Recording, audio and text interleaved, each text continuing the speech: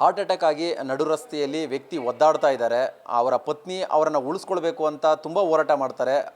ರಸ್ತೆಯಲ್ಲಿ ಓಡಾಡುವಂತಹ ವಾಹನಗಳಿಗೆ ಕೈಯಡ್ಡ ಹಾಕ್ತಾರೆ, ಸಹಾಯ ಕೇಳ್ತಾರೆ, ಅಂಗಲಾಚ್ತಾರೆ, ಬೇಡ್ಕೊಳ್ತಾರೆ, ಯಾರು ಕೂಡ ಸಹಾಯ ಮಾಡಲ್ಲ. ಸೊ ಈ ಘಟನೆ ಬಗ್ಗೆ, ಆ ಘಟನೆ ಏನಾಯಿತು ಅಲ್ಲಿ ಆ್ಯಕ್ಚುಲಿ ಅದ್ರ ಬಗ್ಗೆ ಮಾತಾಡೋದಕ್ಕೆ ಸ್ವತಃ ವೆಂಕಟರಮಣವರ ಪತ್ನಿ ಇದ್ದಾರೆ, ಅವ್ರನ್ನ ಮಾತಾಡಿಸ್ತೀನಿ.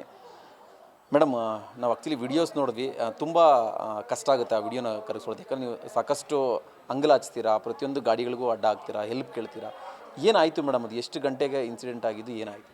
ಅದು ಮನೇಲೆ 3:30ಕ್ಕೆ ಆಯಿತು ಆ ಇನ್ಸಿಡೆಂಟು. ಅವ್ರು ಎದೆ ನೋವು ಅಂದರು, ವಾಮಿಟ್ ಮಾಡಿದ್ರು. ಅದಾದಮೇಲೆ ಅವ್ರ ಕೈಲಿ ಆಗಿಲ್ಲ. ಆದಮೇಲೆ ಗಾಡಿ ತೊಗೊಂಡು ಆಚೆ ಬಂದರು.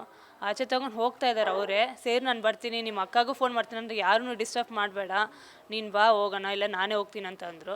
ಆಮೇಲೆ ನಾನು ಬಂದೆ. ಗ್ಯಾಸಲ್ಲಿ ಬಿಸಿ ನೀರು ಅದು ಆಫ್ ಮಾಡಿಲ್ಲ. ಆಮೇಲೆ ಅವ್ರ ಅಕ್ಕಗೆ ಬಂದು ಆಫ್ ಮಾಡಿಬಿಟ್ಟು ಅವ್ರ ಅಕ್ಕನೂ ಹಿಂದೆನೇ ಬರ್ತಾಯಿದ್ದಾರೆ. ಉದ್ಭವ ಹಾಸ್ಪಿಟ್ಲ್ಗೆ ಹೋದರೆ ಅವರು ಡಾಕ್ಟ್ರ್ ಇಲ್ಲ ಅಂದರು. ಅದಾದಮೇಲೆ ರಿಲೈಫ್ ಹಾಸ್ಪಿಟ್ಲ್ಗೆ ಹೋದ್ವಿ. ಅಲ್ಲಿ ECG ತೆಗೆದ್ರು. ಬಟ್ ಅವ್ರೇನು ಮೆಡಿಸನ್, ನಮ್ಮ ಹಸ್ಬೆಂಡೇ ಕೇಳಿದ್ರು ಏನು ಮೆಡಿಸನ್ ಕೊಡಿ ಅಂತ, ಅವ್ರು ಏನು ಕೊಟ್ಟಿಲ್ಲ. ಬಟ್ ಕ್ಯಾಶ್ ಮಾತ್ರ ತೊಗೊಂಡ್ರು. ರಿಲೈಫ್ ಹಾಸ್ಪಿಟ್ಲಲ್ಲಿ ಅಮೌಂಟ್ ತೊಗೊಂಡ್ರು. ಆ ಅಮೌಂಟ್ ತಕ್ಕಂತೆ ಅದು ಏನು ಕೊಟ್ಟಿಲ್ಲ.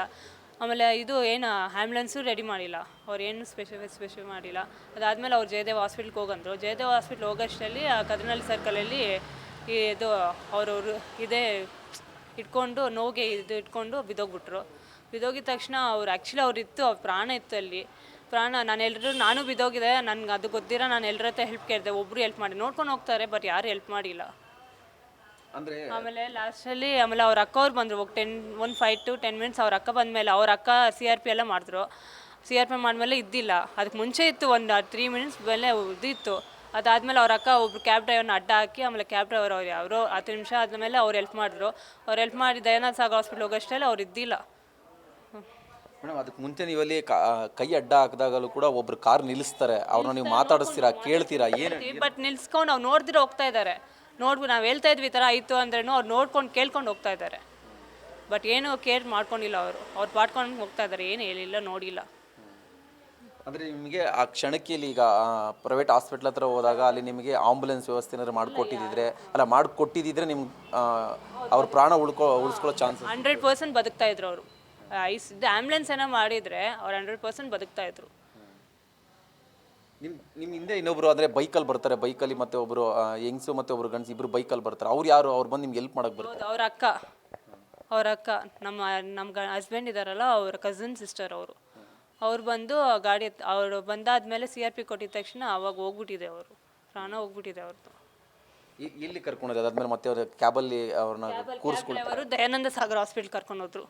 ಅಲ್ಲಿ ಅವ್ರ ಕಾರಿಂದನೇ ECG ತೊಗೊಂಡ್ರು. But ECG ತೊಗೊಂಡೋದ್ರು. ಅವ್ರು ಡಾಕ್ಟ್ರು ನಾವು ಹೇಳ್ತಾ ಇದ್ವಿ ಅಲ್ಲಿ ಶಾಕ್ ಟ್ರೀಟ್ಮೆಂಟ್ ಕೊಡಿ ಅಂತ. ಅವ್ರು ನೋಮೋರ್ ಇದ್ದಾರೆ, ನೋಮೋರ್ ಅಂತ ಅಂದ್ಬಿಟ್ರು ಡಾಕ್ಟ್ರು. ಅವ್ರಿಲ್ಲ, ಅವ್ರು ಪ್ರಾಣ ಹೋಗ್ಬಿಟ್ಟಿದ್ದಾರೆ ಅಂತ. ಅಲ್ಲಿ ಕದ್ರನಹಳ್ಳಿ ಕ್ರಾಸಲ್ಲಿ ಬೈಕ್ ಬಿದ್ದಿದಾಗ ಅವರು ಆವಾಗ ಬದುಕಿದ್ರು, ಅವರು ಜೀವ ಇತ್ತವ?